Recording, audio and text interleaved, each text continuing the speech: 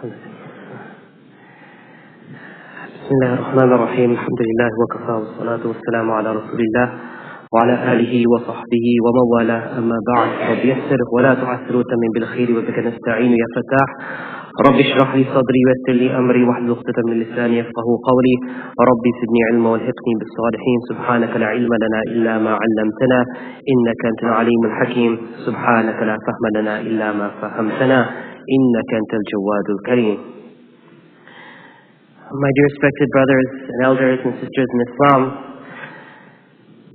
Alhamdulillah, thumma alhamdulillah, Allah subhanahu wa ta'ala has given us once again an opportunity to gain from His blessings, to reap everything that is in His treasures, to take it and to build off of it, to better ourselves, to strengthen our communities, and inshallah, to see better days ahead for the ummah of Rasulullah sallallahu alaihi wasallam. Today we want to summarize both what happened yesterday and what will be discussed today. And the beauty is that it goes hand in hand. There are 4 points that I want us to understand from yesterday's recitation.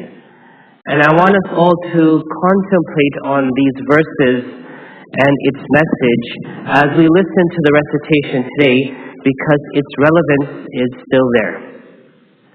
Yesterday, the Hufaz completed 1 juz and a quarter of the 2nd juz in Salah. They reached the verse number 176 of Surah Baqarah, and alhamdulillah, we gained much love and insight and nur from the recitation. May Allah subhanahu wa ta'ala accept them all. Say Ameen. MashaAllah. May Allah preserve these hufaz and allow them to continue to enlighten our communities with the nur of the Quran. Ameen. The 4 points in discussion. Number 1, how soon are my prayers answered? We talk about the importance of praying to Allah, imploring Him, beseeching Him, hoping from Him, calling upon Him. How fast are our prayers accepted? Well, the Quran serves as a reminder, my dear friends, that every time we recite Surah Al-Fatiha, it shows us how soon Allah responds to our prayers. For Surah Fatiha, the first chapter of the Quran, which was recited yesterday, of course, and recited in every rak'ah and unit of the prayer, is something that Allah subhanahu wa ta'ala distinguished from the rest of the Quran. In a verse of the Holy Quran, Allah subhanahu wa ta'ala states, Bismillah ar-Rahman ar-Rahim, وَلَقَدْ آتَيْنَاكَ سَبْعًا مِنَ الْمَثَانِي وَالْقُرْآنِ الْعَظِيمِ. We've given you the 7 oft-repeated verses and the Quran. Why did Allah separate the 2? Very simple. To allow you and I to remember always that when you call Him, He answers you. For we asked Allah in Surah Fatiha for guidance. Yes or no? Oh Allah, we ask you for guidance. Guide us to the straight path. صِرَاطَ الَّذِينَ أَنْعَمْتَ عَلَيْهِمْ. We want the path where blessings of yours are laden. It's laden with your blessings. I want the path where your blessings are upon it. I don't want the path on which those people have gained your anger or your wrath or have gone astray. And we say after that, Ameen. Allah gave us the entire Quran. You want guidance, the Quran is the answer to the guidance.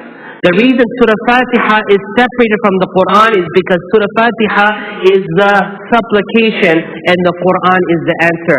Surah Fatiha is the question and the rest of the Quran is the acceptance of that question, the answer to the question, which is guidance. But this guidance comes at the price of something. They say nothing is free. And it's true, nothing is free. But what the price is for guidance is not something monetary. It isn't a sacrifice that you need to make in order to gain closeness to Allah. You don't have to burn bridges, you don't have to under the table deals, nor do you have to violate any command. What you have to break is one thing, and that is yourself. You have to break your ego. You have to break you from yourself. Allah will never reside in the heart where I stay in that heart. In the heart that there is I, I. If I reside in my heart, Allah will never reside in that heart. So when you want guidance, you have to wholeheartedly submit to the will of Allah subhanahu wa ta'ala. So Allah, you are telling me this is the way.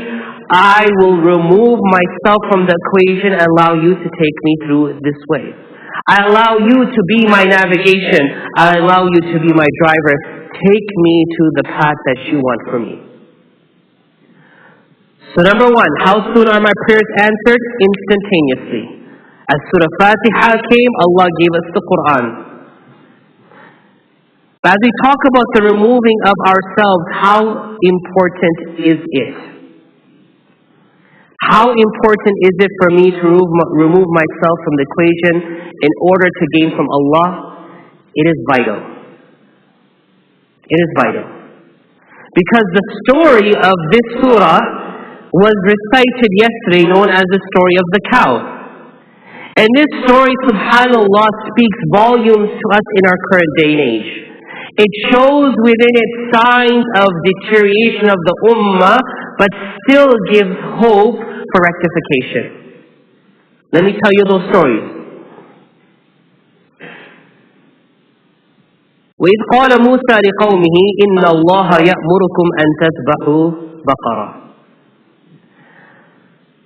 The first sign of concern in our ummah will be, and please listen very carefully today to this, the first sign of concern is when we assume the responsibility of our entire religious affairs, our spirituality, our current time and our future to the hands of religious authority. I hope you heard me correctly. When we start saying the scholars, the knowledgeable people, they will decide for us and they will dictate for us what needs to be done. This is the first sign that sets off a red flag. The story is simple. A man was found dead at the time of Musa alayhi salam. They woke up in the morning, they go out on the street, there's a man laying dead. So what did they do? Instead of working together to figure out who can be the possible suspect, they said, "Oh Musa, go ask your Lord what's happening here." There's nothing wrong with coming to a scholar or an elderly person saying, "Make dua for me." It's a good thing to do. But don't assume that their du'as will work and yours don't. For our deen, that our Habib Muhammad Mustafa sallallahu alaihi wasallam was also not told but commanded. وَشَاوِرْهُمْ فِي الْأَمْرِ. This religion creates an atmosphere where everyone has hands on deck when it comes to forming this religion, when it comes to navigating the path of this religion, when it comes to weathering the storms of this religion. When we say there are hierarchies and there are some religious authorities, that is why we have the problems in back home countries. That is why some walk with this superiority complex where they dictate where their religion goes and they act like they're God on earth. Na'udhu billah. There's none of this in Islam. I tell you one thing about knowledge, brothers and sisters. The true knowledge of deen, when it comes in you, it humbles you. When it humbles you, it puts you down. When it puts you down, you won't see that person. They will just blend into the crowd. Rasulullah sallallahu alaihi wasallam was such a person that when people came and they saw the gathering, they couldn't distinguish him from the others. He was just like the people. As vital as he was, as Khatam al-Anbiya wal Mursaleen, he was commanded by Allah that you do this together. Every matter, every predicament, every opportunity, every blessing has to be discussed, deliberated, solved, utilized together. So the first flag, as I said, is where they assume religious authority is responsible for our dealings, our matters, our affairs. The concept of shura is gone. So Musa alayhi salam listened. He was a great prophet. He was from Ulul Azmi min al-Rusul, the 5 great prophets. But he was a man who had some anger also, but he was good. Now he comes back and he says, Inna Allah ya'murukum an tazbahu baqara. Allah's telling you to kill a cow. Okay, let's figure this out here. Have you heard how people mock the scholars then? You put authority in the hand of scholars and then you mock them. These scholars don't know what they're doing. They're dumb. You know, Chan ka kuch samajh nahi aata unko. Like they don't even understand this moon issue. They're always fighting. Why did this mockery start? This is what Musa alayhi salam's story is telling us. When you absolve yourself from responsibility and you feel someone else should be responsible, you will start mocking them and putting them down because you feel it doesn't fit your logic. It doesn't fit the way you see things. Well, there's no my way or your way or the highway. There's one way and that's Allah's way. It is due time, my dear brothers and sisters, as the entire ummah comes back to the way of Allah subhanahu wa ta'ala. For I swear by Allah, we can continue to fight and deliberate of people's ways. The ummah will only fraction and it will crumble and it will become dust that will be blown away. But if you want to accept and you want to unite and you want to put aside your differences, you have to do what Allah and Rasulullah gave to you, which is to see لَقَدْ كَانَ لَكُمْ فِي رَسُولِ اللَّهِ أُسْوَةٌ حَسَنَةٌ. He had the best example. Why did he have the best example? Because he was guided by Allah subhanahu wa ta'ala. Allah commanded and Allah showed through his example that those commandments cannot only be performed and completed, but they can unite the people. They can put aside our differences and they can bring us back to a position of strength once more. So they put him down. Then after that, number 3, they acted like they knew nothing. قَالُوا ادْعُ لَنَا رَبَّكَ يُبَيِّنْ لَنَا مَا هِي. Go ask Allah what cow. What do you mean what cow? Cow is a cow. You know, there's a study done in America recently that some Americans thought that chocolate milk comes from a brown cow and white milk comes from a white cow. This is a real study. Unfortunately, ignorance is prevailing, but chocolate milk, and for those who don't know, it's a process. You take white milk, you add cocoa and sugar and cornstarch, and it becomes chocolate milk. Chocolate milk doesn't come from a brown cow. Just keep that in mind. Because I haven't seen a pink cow yet for strawberry milk, and I like strawberry milk too. So you have to understand, and who loves that? That's another one. So the cow, they started acting crazy with the Prophet. Go ask Allah, what is it? Number 4, they started saying, what's the color of it? Number 4 is what I'm fearing the most. When people start twisting the text of Quran and Hadith to suit their fancies. It's happening today. Everyone is using Quran and Hadith to justify something that they're doing. And last but not least, excuses upon excuses. The ummah of Musa alayhi salam was tested because they put themselves in that test. They could have said, oh Musa alayhi salam, help us, let us work together, and then implore Allah to guide us so that we can resolve this. No, you figure it out. You go and you figure out. It's like the people said to Dawood alayhi salam with the fight of David and Goliath, oh Dawood, you go. We're just going to sit here. We're going to sit and watch. This ummah cannot be formed by the hands of few. Rather, if it's in the hands of few, it may break. That's why in Islam there's no hierarchy. We have no pope in Islam. We have an ummah in Islam. Everyone is important, everyone is instrumental, and everyone's voice and opinion is valid. But Allah's mercy is great. Allah's mercy is great. Do you all agree, yes or no? Despite them falling one after the other, they went ahead and they found that cow and they sacrificed it. وَمَا كَادُوا يَفْعَلُونَ. And it seemed like they weren't going to. This tells us something. Yes, our ummah is not in the best condition today. Yes, we as one community are not loving and caring like we should be. We want to acknowledge all these things. Let's stop covering things up and let's stop sugarcoating matters.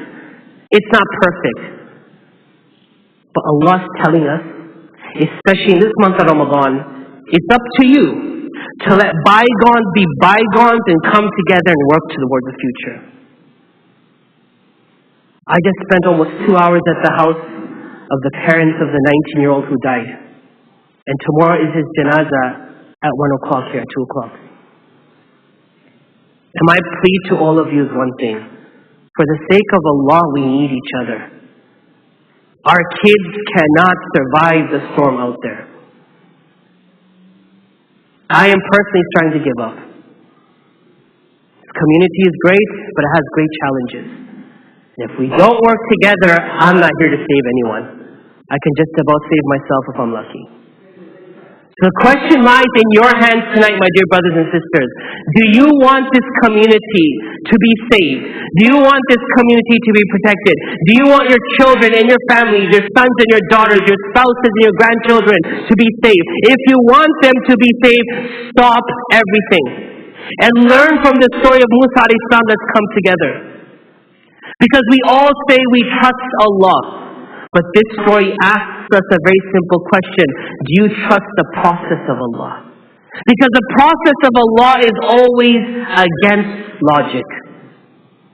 Now what's the correlation between a cow and a dead man? Allah says, وَإِذْ قَتَلْتُمْ نَفْسًا فَادَّارَأْتُمْ فِيهَا وَاللَّهُ مُخْرِجٌ مَا كُنْتُمْ تَكْتُمُونَ فَقُلْ نَضْرِبُوهُ بِبَعْضِهَا. Something had happened. Allah knows someone's hiding it. He's going to bring it out. So He said, take a piece of this dead cow and touch this man. He will rise up and he will say who killed him. And apparently his nephew killed him because he wanted his uncle to die so he could get the inheritance. Now why couldn't Allah create the CSI Miami team and tell them to come downstairs with these amazing shaved Maui gyms and kind of, okay, let's do this, that, let's spray this and find fingertips? No. Allah's process is always going to be different. And the trust of Allah is where you leave logic outside the door and you say, oh Allah, I want guidance, guide me your way. Oh Allah, I want help, help me your way. Oh Allah, I want mercy, shower upon me mercy your way. It cannot be my way. As I said, I and Allah cannot reside in the same heart. One of us has to go. And apparently till now, Allah has been outside. I've been stuck inside. So number one, how soon are our prayers answered, everyone? Quickly. How soon? Instantly. Number two, I trust Allah. Do I trust His process? I need to start trusting His process. Number three, remember, pressure will always come on you. سَيَقُولُ السُّفَهَاءُ مِنَ النَّاسِ. These verses, number 142, 143, 144. The people started mocking the Prophet ﷺ just because he started praying in different directions. First of all, the religions are separate.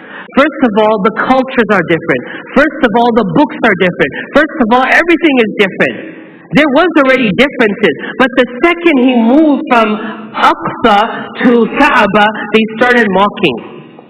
The question is, people will always have issues with how you dress, how you look, your name, the food you eat, the practices that you observe in your life.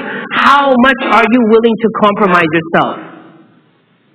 You want to keep a beard or don't want to keep a beard, that's up to you. But if I'm going to shave my beard because I'm scared how people will see me, I'm compromising myself. You want to be Mikael or you want to be Mike, that's up to you. But if you're changing your name because you think people will accept you more, there's a problem there. Because Allah subhanahu wa ta'ala says in verse number 146 of this surah, they will never be happy with you.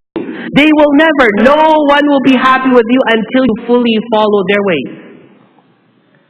We are not here to blend in. We are here to stand out.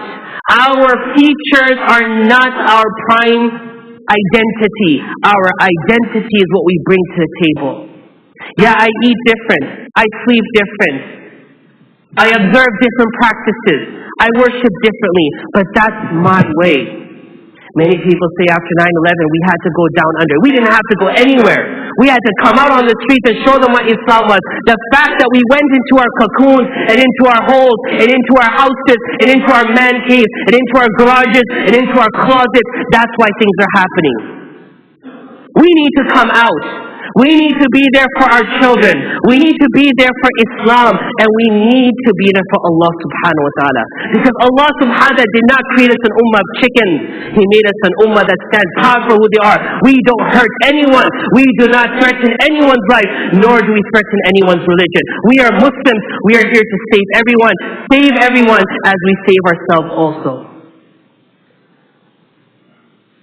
Allah subhanahu wa ta'ala, verse number 143, tells them why they were tested. And Allah subhanahu wa ta'ala, in verse number 144, reminded the Prophet sallallahu alaihi wasallam why this happened. قَدْ جَرَى تَقَلُّبَ وَجْهِكَ فِي السَّمَاءِ. You were asking Allah, right? Sometimes we beg for something. We want it. You get it. But you get it whose way? Whose way do we get it? Allah's way. When it comes Allah's way, don't complain. Don't question. Embrace it. For Allah subhanahu wa ta'ala is close to all of us. And Allah subhanahu wa ta'ala wants good for all of us. He has never created any creation for the purpose of harming it. Remember this. And that's why our religion is, what's the plan of action? إِذْ قَالَ لَهُ رَبُّهُ أَسْلِمْ قَالَ أَسْلَمْتُ لِرَبِّ الْعَالَمِينَ. Allah asked Ibrahim alayhi salam, submit. Ibrahim alayhi salam, the father of all Abrahamic faiths. And what did he say? Aslamtu. I have submitted. Brothers and sisters in Islam, let us now submit to Allah. Let us now submit to Allah. Let us not stop halfway. Let us not question and doubt. When you submit, your trials aren't going to stop. When you submit, your issues are not going to be resolved. When you submit, your pains are not going to turn into bounties. When you submit, it may get worse. But guess what? Allah will give you the endurance. Allah will give you the courage. Allah will give you the serenity of faith. That regardless what's happening around you, there will be a fire burning. Remember the fire Ibrahim alayhi salam? He was in the fire, but the fire never touched him. We are in the fires of our situation. Let us be such like Ibrahim alayhi salam, that the fire of our situations will never touch us. They will never alter us. They will never make us run. They will never make us scream. Rather, the only voice that will come from our voices is Allah, Allah, oh Allah, you know what's best and you're doing what's best. You give me that power and strength to continue. So we need to stay together and we need to stay focused. Tonight, brothers and sisters, it's a continuation. And I'm going to say one more thing and finish. Tonight, inshallah, we're going to be reciting from the quarter of the second to the half of the third, inshallah. Inshallah, today's Surah Baqarah will be completing. In this, Allah subhanahu wa ta'ala is going to continuously reinforce faith. Remember one thing, brothers and sisters. In the 23 years of Islam, 13 years was faith. 13 years was Allah. 13 years was sowing the seed deep enough that it can grow strong. There is a hype in the ummah today to learn, to listen, to join courses. Those are only going to be as strong as our effort on our faith. And this is a month of Ramadan to make effort on that faith. There is one beautiful thing in the surah, and I'll end with this. Allah subhanahu wa ta'ala says at the end of the surah, لِلَّهِ مَا فِي السَّمَاوَاتِ وَمَا فِي الْأَرْضِ. Everything belongs to Allah. Do we agree? If everything belongs to Allah, is everything in the command of Allah? Yes. If we want to change the world, can we change it? No.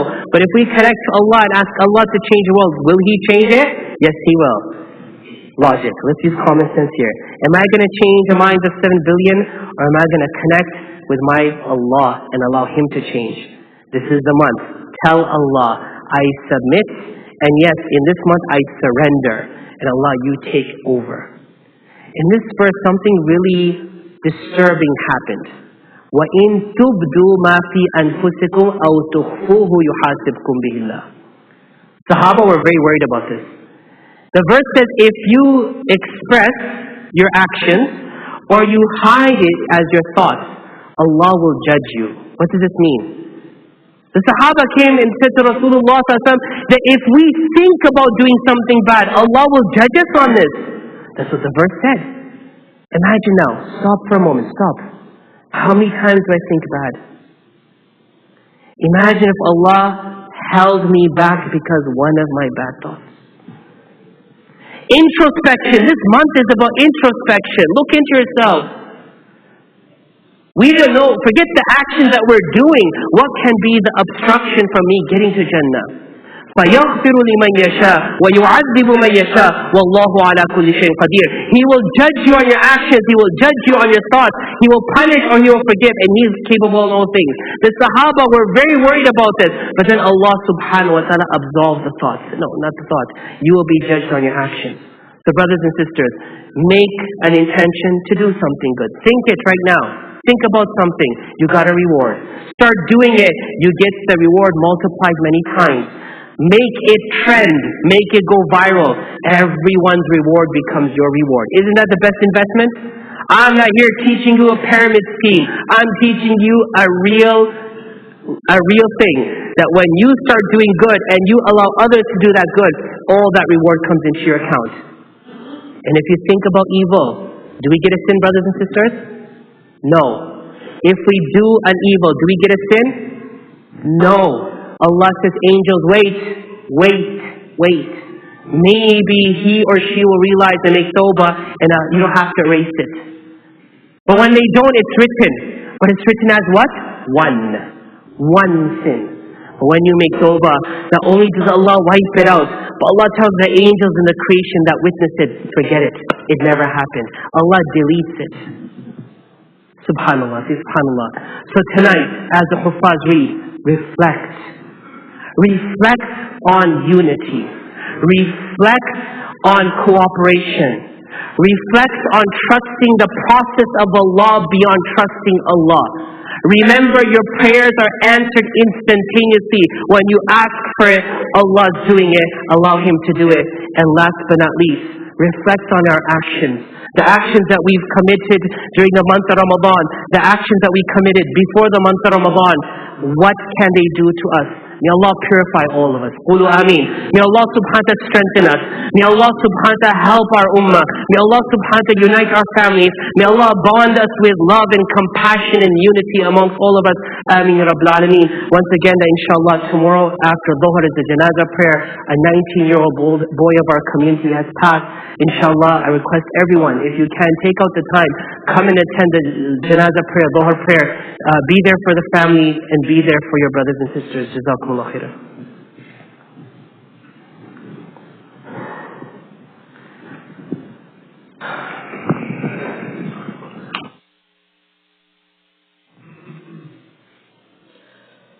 Allahu Akbar, Allahu Akbar, Allahu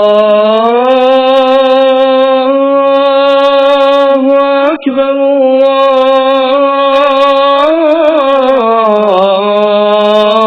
Allahu Akbar. Ashhadu an la